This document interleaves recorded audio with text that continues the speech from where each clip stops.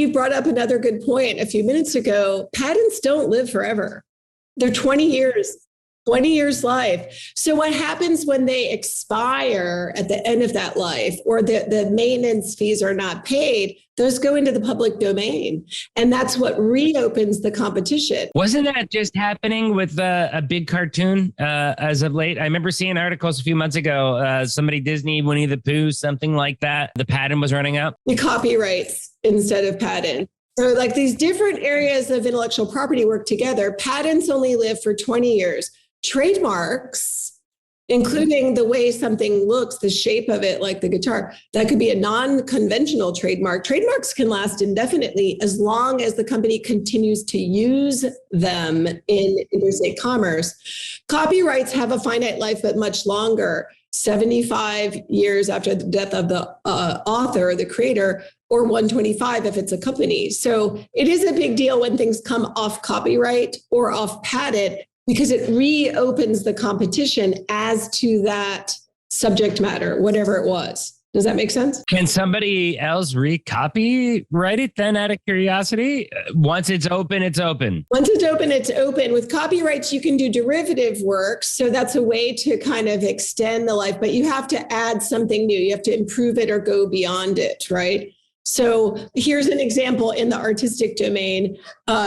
There are, I guess, kind of the Sesame Street characters, right? We all know them, Ernie, Bert, Cookie Monster, Big Bird. Well, there's an artist who goes by Kaws, Kaws.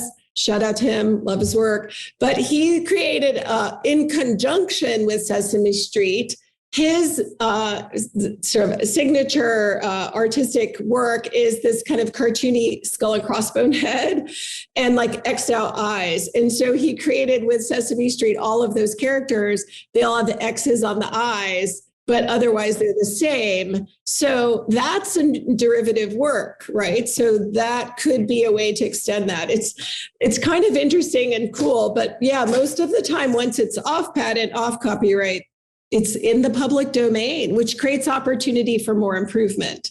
That's the whole point of IP systems. Isn't it nice? It's all public area. People can be looking at it, but not practicing until it comes off. So I got two questions that just came up kind of naturally, listening to everything that you're talking about. Now, again, because like most people, I always mix up if people say patent, copyright, or, whatever. I just view it all as IP and throw it under that umbrella.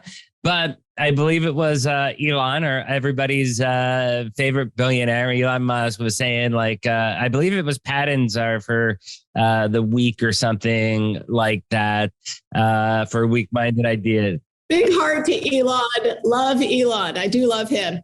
What actually, a lot of people were talking about Tesla. Tesla pulled a move that's been known for some time, right? Everybody said, oh, they're open sourcing their patents and letting anyone use them. That's not what they were doing. Like what they were doing is cross-licensing with other EV companies. Why would they do that? Patents give you the right to keep others out.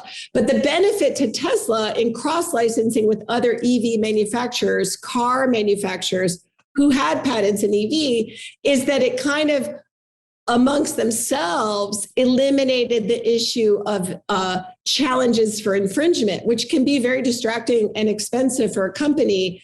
So Elon has always said, yeah, of course they have patents in Tesla on EVs, et cetera. But he has always said their way of staying ahead of all the other car manufacturers is manufacturing, their automation, their efficiencies, the trade secrets, which also can last indefinitely as long as you can keep them secret.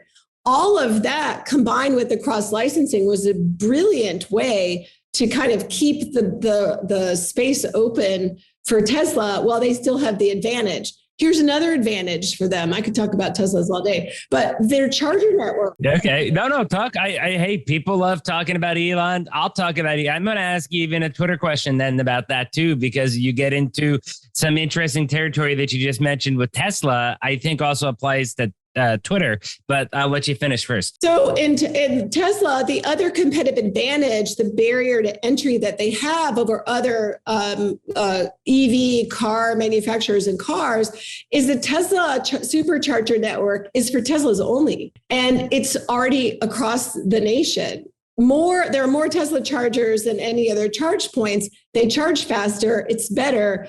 Would you rather wait in line to charge for a few hours behind somebody else's Leaf or whatever other Volt or other cars, the Volvos and BMWs and the Porsches and all of that? Or you go straight to the superchargers that are fast and there's 10 of them or 12.